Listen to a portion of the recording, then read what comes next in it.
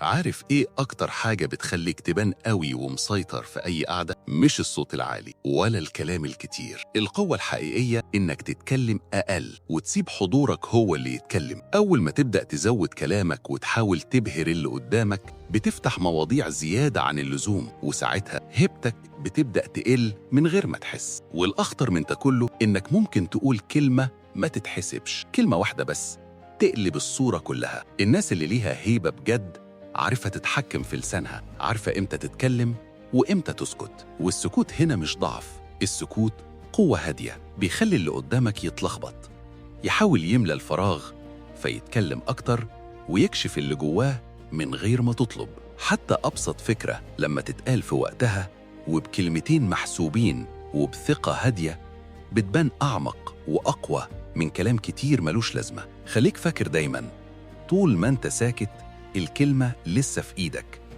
أول ما تطلعها هي اللي بتحدد صورتك قدام الناس. علشان كده القاعدة بسيطة وواضحة: قلل كلامك تزود هيبتك وتسيطر من غير ما ترفع صوتك ولا تفرض نفسك.